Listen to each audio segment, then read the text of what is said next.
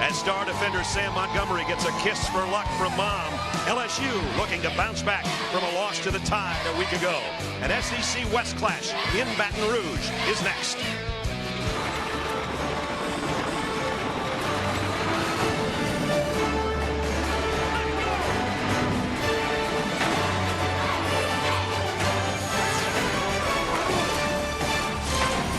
Welcome you to ESPN's College Football Primetime, presented by Hampton Hotels. As you look in on Tiger Stadium, it's the SEC on ESPN.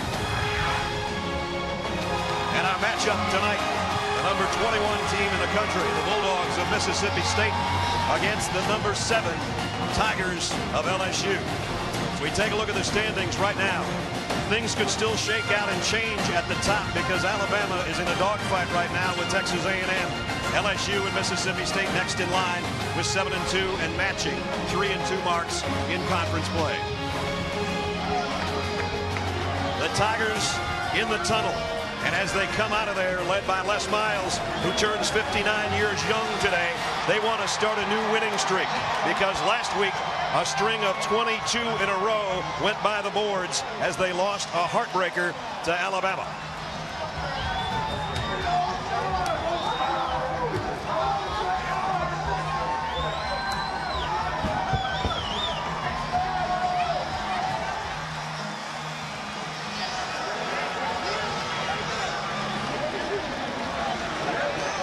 As Les lines them up, here come the Tigers.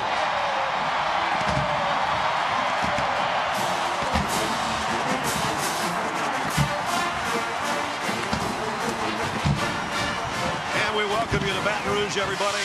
Brad Nessler with Todd Blackledge. We know that Les had a bounce in his step right there, Todd. But the question is, will his team, after that heartbreaking loss to Alabama last week? I expect that they still will, Brad, because even though they lost, they played maybe their best game of the season. Northern California, in bright red, the Cardinal.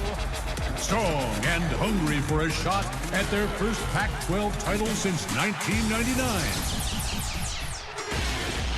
And in this corner, weighing in at 10-0, the nation's highest scoring team, number 2 in the BCS standings, the undefeated Ducks. So explosive, so fast, and so much fun to watch. If they win out, they're in the national championship game. Oregon, Stanford. Now, this is a prize fight on Saturday Night Football.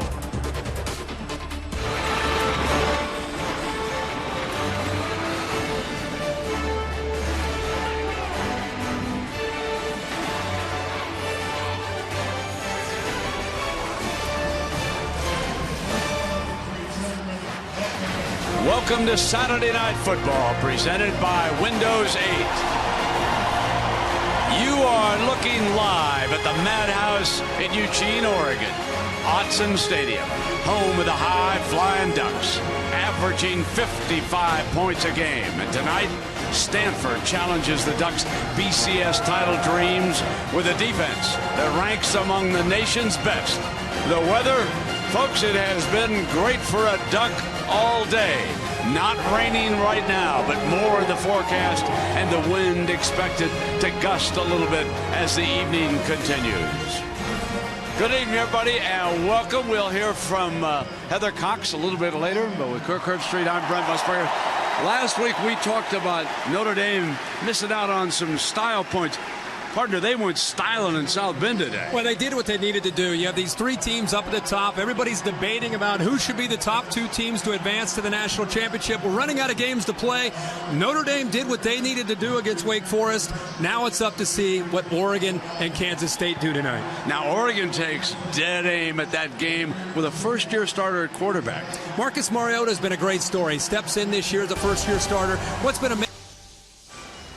You are looking live at the Los Angeles Memorial Coliseum, where Irish eyes currently are smiling as undefeated Notre Dame, number 1 for the first time since 1993, needs 1 win to get into the national championship game.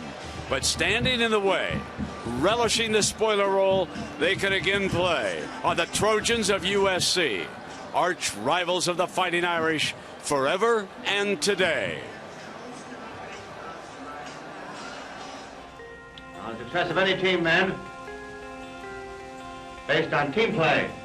Same as it's shown all year. Sacrifice, unselfish sacrifice. There are other schools, other college football teams, but this is Notre Dame. These other fellas, they say, are pretty good, but I think we're better. #1 in the rankings right now, always first in mythology. Charging through as far as you can go.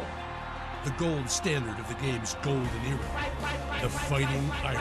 What do you say, man? A name that has come to mean college football. I can't tell you how thrilled I am. A team defined by what it has done against its greatest rival. We beat Southern Cal. A touchdown for USA. This is USC, a pedigree every bit as prestigious as Notre Dame's. Like the Irish, the Trojans have their share of national titles, with a long list of all-time greats. These schools have played 83 games, many of them epic battles that defined seasons and careers. 5 times before has USC spoiled Notre Dame's national title hopes in the final game of the season. The Irish are on the threshold once again, and the Trojans are there to meet them. The best has been saved for last. Notre Dame, USC.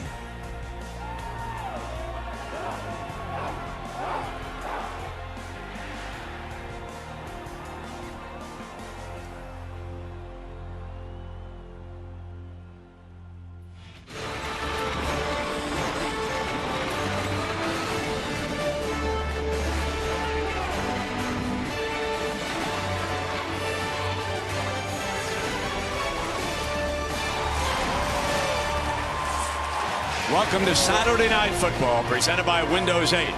Tonight, USC hosts the Fighting Irish of Notre Dame, just a win away from playing for their first national title since 1988. Good evening and welcome, everybody. With Kirk Herbstreit, I'm Brent Musburger. Thanks for dropping by. This could be a special night. Herbie, things are pretty clear. If Notre Dame wins, they're going to the championship game, and they'll play the winner of the Alabama-Georgia FCC title game. But should the Irish lose here tonight, oh boy.